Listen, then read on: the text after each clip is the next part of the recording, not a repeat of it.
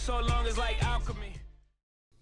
I'm not going to front. I'm kind of surprised Doc went with 2 rookies in the starting lineup. I thought Temple, or I just thought he'd go with more veteran group, but Doc infusing confidence into the rookies, the Warriors, with the usual suspects in the starting lineup. And remember, this is DeMarcus Cousins' first ever playoff game, and it would show. Now, earlier on day 1 of these 2019 playoffs, we saw upsets in Philadelphia and in Toronto. You know, you'll get my takes on that as we go along the way. Philadelphia, you might put a bow on them and wrap them up. They may be done, right? When Toronto, obviously that was a very competitive game, but the things I saw in Philly were spooky. Anyway, on a day that appeared to be an upset day in the NBA, would that happen with the 1-8 seeded Oracle Arena? Let's jump into it. Doc is a very conventional old school coach in that he likes to attack matchups. So right away, this switch, the deep seal from Zubac, and it doesn't matter. Durant's learned from Iguodala to play defense with his hands under the basket. Beverly gets the loose ball and we're out in transition. Now, here's what we noticed right away. 1, the Warriors wanted Boogie to get going and Boogie wanted to get going. He was pressing, he was anxious, nervous, everything you can imagine from a guy in his first playoff game after waiting so long. And you see him squirt that shot up was just, that's not even in his bag, right? The fadeaway with the leg kick, I've never seen him shoot that shot. So Boogie out of pocket to start the game. Another switch, this time it's Gallo, and he takes advantage for the first basket of the game. It's the deep 3, but we wouldn't hear much from Gallinari. And look at Steph, man. This is what makes Steph Steph. He understands he wants to get this dude a bucket early, and so that's what he does. Tries to calm him down with the easy one.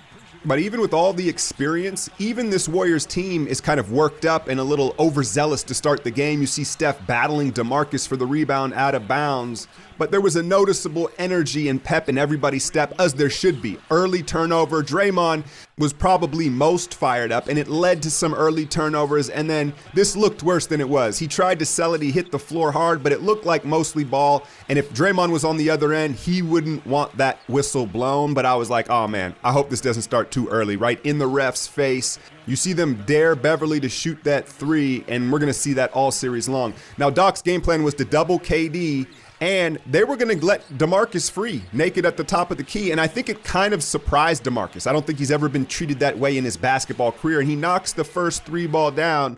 And you see why Beverly plays so much for them, because a lot of their guys are just not defenders. Gallinari comes over, Zubac blows the help coverage, and it's an easy dunk, right? You've got 2 rookies in the starting lineup. You got a non-defensive center in Zubac, who's pretty much a rookie, right? And then Gallinari hasn't played a lick of defense in his career. Doc irate with his young center early timeout. Now, if you caught my preview to this, Shai Gilgeous-Alexander, I circled as the key for the Clippers, and I think Golden State understands that.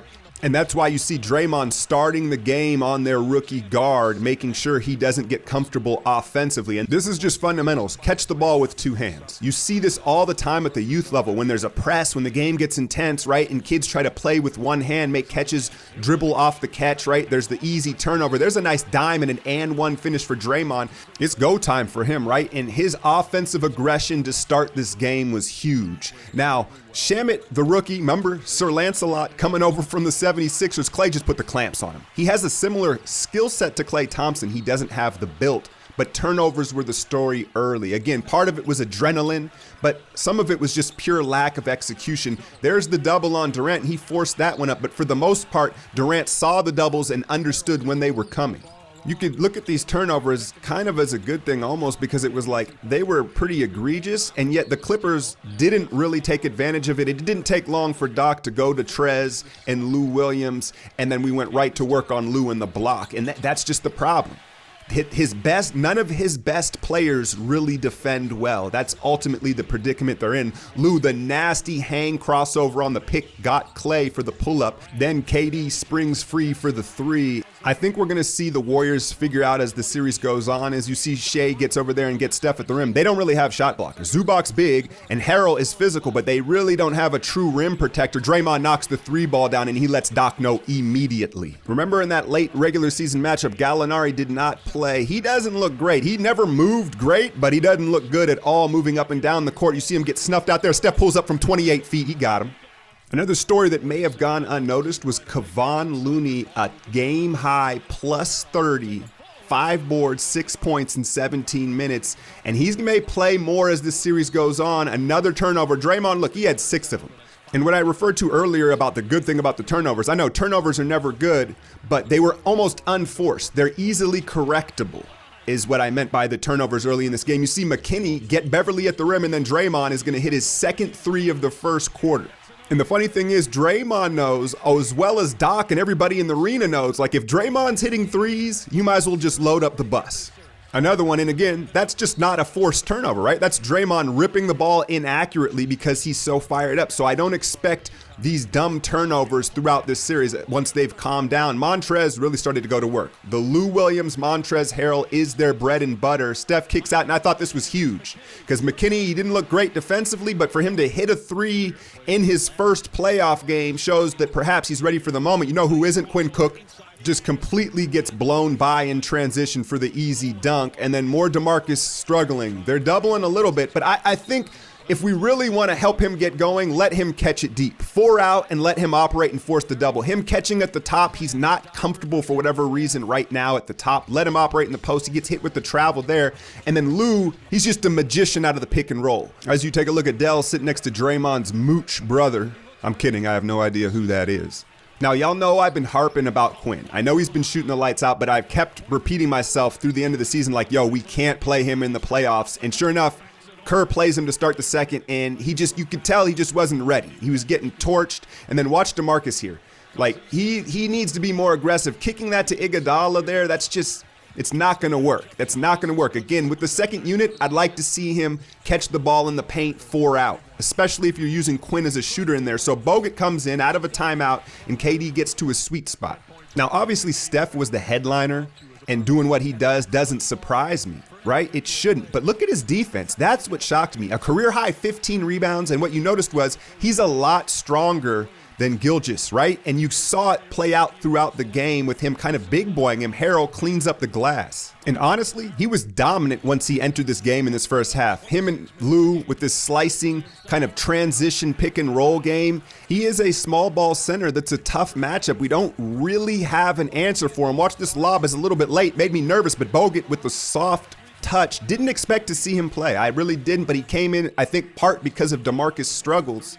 And frankly, the way DeMarcus was playing, you were better off with Bogut in there. If he was going to get gapped like he was Bogut's the superior passer and rim protector. But look at him, recognize that the Clippers are going small, and he tells Kerr, hey, get me out of here. Let's go small. They're going small. That's a team player right there. Coaching from within the game, and as soon as we went to the small ball lineup, it kind of uncorked the offense. The lob to Iguodala from the baseline, and the Warriors understood it, right? All of a sudden, that double teaming, trapping philosophy, it's not going to work, and Oracle started to get excited. Even Geraldo Rivera, no worse for wear, understands the power of the death lineup. I'll hold it here, right? Because now, all of a sudden, Gallo, who's supposed to be the help, he's caught in between because they're not going to just leave Iguodala. It's the game plan changes, and it allows Durant a little more time to operate and make a good decision. I also want to credit Draymond for his aggression on offense for allowing this to happen, right? He's being more active. There's the read, and again, Iguodala, another dunk, right? Because in times past, they would help so far off Draymond, it would mess the spacing up early in the season in particular. But now, the way they're running interference, he's setting screens, he's cutting at the right time, he's making it much more difficult for them to double with his activity on offense. But this dude's a monster, man. He's a monster. 20 points in the first half. I think ultimately, though, the biggest story out of this game was Andre Iguodala. 8'6" with 3 blocks, and he just looks so fresh and young. You know, they sat him the final few games of the season, and it paid dividends. More Montrez on the offensive glass, and he's kind of like a super JaVale McGee, right? Obviously not the same build, but it's like he plays so hard. That's in part why he plays off the bench. You're going to see Steph curl off and knock down the 3.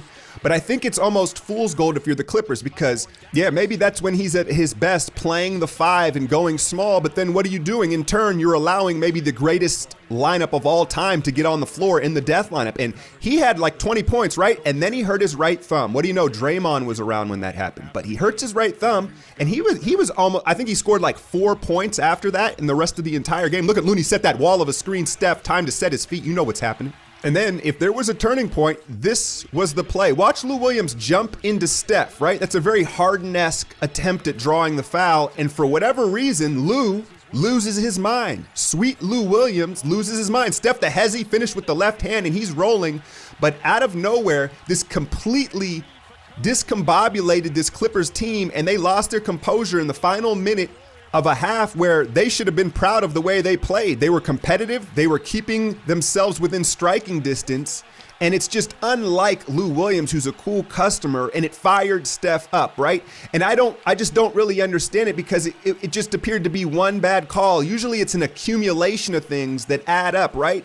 But the whistle wasn't really egregious either way up till this point. But more importantly, what I thought it did was it allowed the Warriors to kind of look at it and say, dang, is that how we look? Is that how we look? And it kind of maybe let them self-reflect and turn, the narrative of the Warriors always complaining, right? And so we end the half on a run. The Clippers completely disgruntled, headed into the locker room. Doc stays out on the floor. And it was just nice to see the other team in this scenario. Because what we all need to realize is the refs, there's no way they can compartmentalize every single play. They're going to hold on to this stuff. And it was just a swang of it. Boogie lays Beverly out, KD to the cup, and he takes a hard fall. He's tough, but he took a hard fall. Scary moment.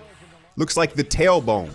I think this was scouted out by the Warriors. Watch Steph. He's trying to run his action, but he just holds and then seals the rookie for the rebound. So credit Steph for the effort on the glass, absolutely. But I think it was coached up as well, realizing the rookie doesn't have the strength or doesn't really like to bang in the paint, and then the antics begin.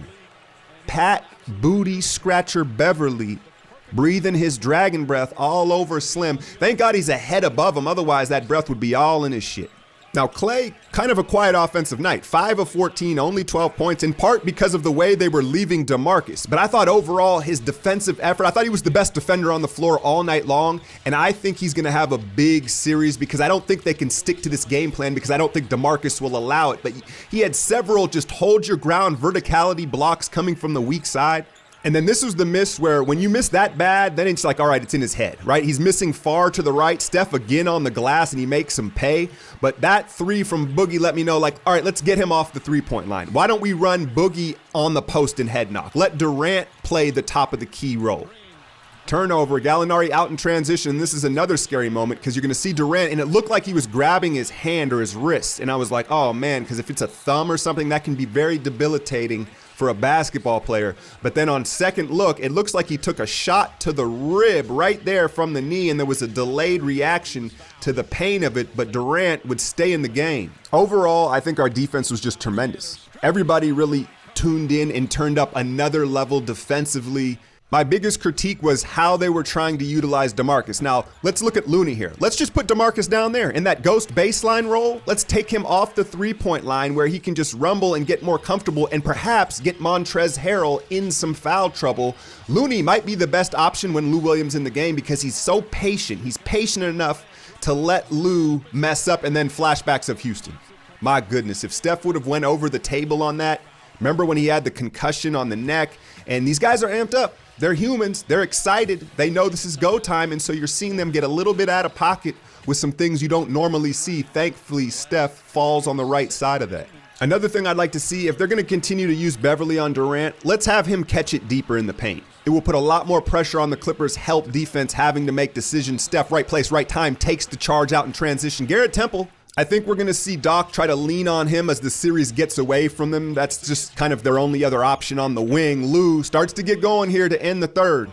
Montrez is going to contest everything, but he's not long. He's not a shot blocker, and we need to do a better job of putting pressure on him on the defensive end so we can't use so much energy on the other side. And at this point, Steph had it going, right? And there's the hot stove call or lack thereof. Very reminiscent of that Minnesota 3-ball. He doesn't get the call, but it doesn't matter. And then, man, doesn't Iguodala love making plays to end quarters? Like, his clutch gene is on 10. Slim the slam to end the third. Now, fourth quarter, Lou, Montrez started, and this is in part why they come off the bench. Doc likes to, his stagger of his best players is different than other teams because his two best players arguably come off the bench. So it's danger time to start the fourth, but Klay a couple timely baskets as DeMarcus continued to struggle being iced out on the perimeter. More Andre playing against these guys in their first playoff game. And I've got a little bit of a prediction. Remember all the talk about the Houston series? Oh, they should have won if Chris Paul didn't get hurt, and Kerr saying, well, if Andre didn't get hurt. I predict Andre is going to have a monster series if we see the Rockets, just to make sure his coach continues to look smart. And again, it was kind of shocking to see DeMarcus so hesitant and lose his confidence so quickly on this stage. And then you're going to see here Klay again in transition, just stifling the youngster at the rim. Boogie stumbles out the gate in his first playoff game. But look, I think I know enough about his personality that he's going to recover from this. He's going to come back. He's hard-headed, and he's shown such confidence in himself coming back from this injury. I don't think they're going to allow himself to get played this way throughout this series. Steph off head knock as he continues to pour it in, setting the record for made threes in a playoff game. And there's Boogie's 6th foul. Sneaky Lou. There's the call, Lou. There's the call you want. And he heads to the bench. But like I said, we'll see a different DeMarcus come game 2. Watch Steph stare Draymond down. You see how he's waiting, he's looking back. So the pass was telegraphed for about 2 or 3 seconds before it was made. The Clippers jump on it, but they just couldn't capitalize. Again, Gallinari, he's the guy you kind of circle and say, all right, you expect him to play better for the Clippers. But other than that, I don't know what they hang their hat on. And there it is, I think, officially passing Ray Allen for the all-time lead in three-pointers in the playoffs. And then Durant, like I said, they really don't have a rim protector. We should see 3 of these a game. Slim, a quiet 23, excellent defense, and really generated a lot of the looks because he was forcing the double team, and then the antics weren't over. This is what you worry about. Beverly gets reckless. Once they felt like the game was over, then Beverly resorted to his goon-like tactics. But the problem is Durant was there for all of it. Right back in his face. And in the moment, I love this. And I think Durant feeds off this. Some players it works, some players it fires them up. Durant likes it, but the problem is that's 2 T's. And look at him finally getting the love he wants from the Oracle crowd. But 7 technicals is a suspension in the playoffs, and Durant picks up 2 in game 1. We definitely don't need Beverly antagonizing Durant into racking up T's in this first round series. Steph, 37 points, 15 rebounds, and really was just an MVP-like performance. I'm going to leave you with a little more Andre. No one could stop Montrez on the block, but Andre can. He did it all, man. It was everything you could ask for. The game remained competitive. You see game recognizes game between Trez and Draymond. The game was competitive, and then the MVP took over, and we handled business in game 1, round 1 in these 2019 playoffs. Now, tomorrow I will have my first official breakdown of my new big game tier on Patreon. I'm going to remain dynamic, but right now I'm leaning towards that first Utah-Houston game here Sunday. I'll have that breakdown for y'all tomorrow. I'm out, y'all. Thank you, Mike. Steph, I know it's playoff basketball, but the chippiness in this game 1 right out of the gate. Describe the intensity of this one. It's what it's supposed to be, competitiveness all the way around. And, kind of like a feeling out process at every game 1. Just kind of got to get settled into what the series is going to be like. And, they played hard, but again, we talked about 48 minutes, imposing our will, and that's what we did. Now, you seem to do it all tonight on the offensive end and the defensive end. First, let's talk about the defense. A career-high 15 rebounds. You blocked a shot. You took a charge. You had a couple of strips. What was your defensive mindset coming into this one? It's our collective mindset. Now, you've already told us that you're not the best defender in your family, so is it because we're going to go see Steph tomorrow? Exactly. I learned that from my brother, for sure. But it's the collective mindset that we all have. We've been working on the last month or so in terms of raising our intensity, our focus, and everybody being on the same page. And, it might not be flashy, but we all got to do our job. Now, offensively, 38 points, 8 of 12 from 3, setting a new playoff record for three-pointers made. Passing Ray Allen, 386 three-pointers. What does that even mean to you, Steph? That's pretty special. I mean, I always talk about longevity and the all-time great shooters, Ray Allen, Reggie Miller. Anytime you can pass in the record books, it's pretty special. I shoot a lot of them, so I got to make a lot of them.